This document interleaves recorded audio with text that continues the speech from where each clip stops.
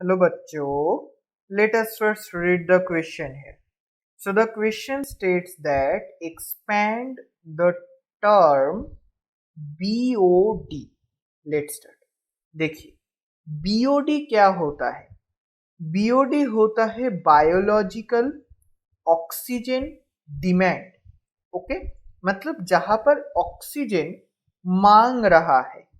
कौन मांग रहा है?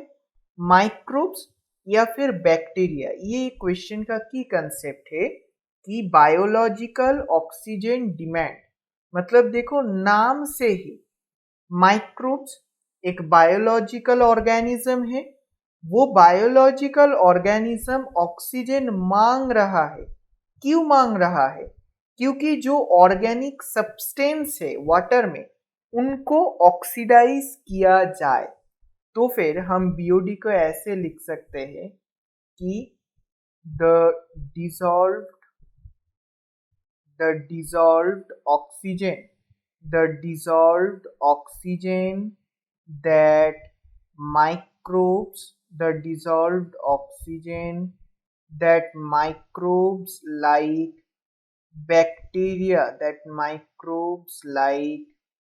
bacteria need to oxidize need to oxidize organic substances organic organic substances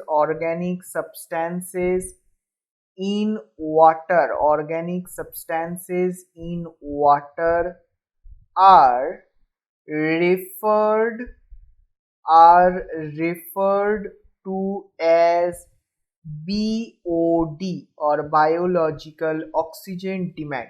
अब ये जो बायोलॉजिकल ऑक्सीजन डिमांड है ये बहुत सारे फैक्टर के ऊपर डिपेंड करता है. कौन सा है वो फैक्टर? वो फैक्टर है, पहला फैक्टर जो इम्पोर्टेंट फैक्टर है वो होता है टेम्परेचर.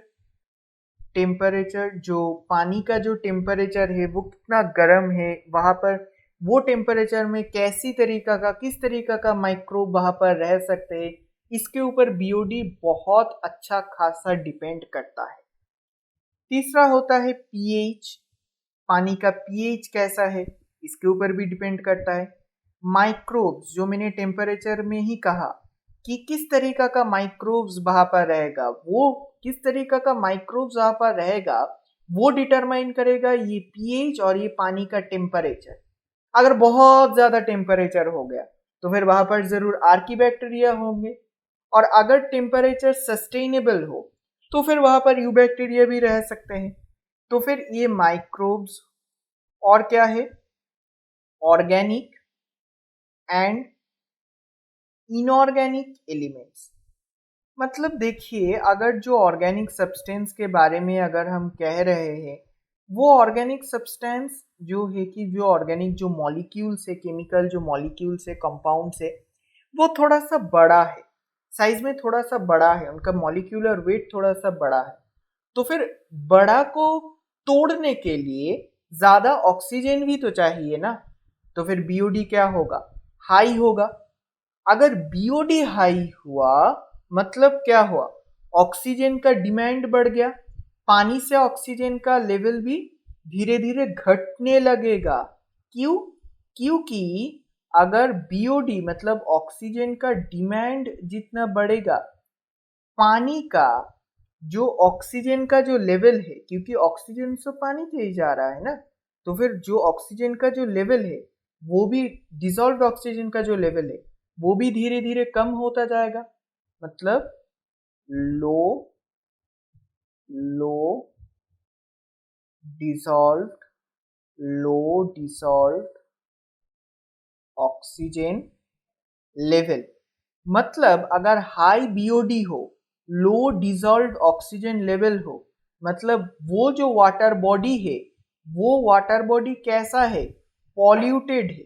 पॉल्यूटेड वाटर बॉडी मतलब बीओडी के साथ ये पॉल्यूशन का एकदम प्रोपोर्शनेट रिलेशन है. BOD proportion to pollution BOD proportion to pollution of water. So hope it is understandable. Best of luck.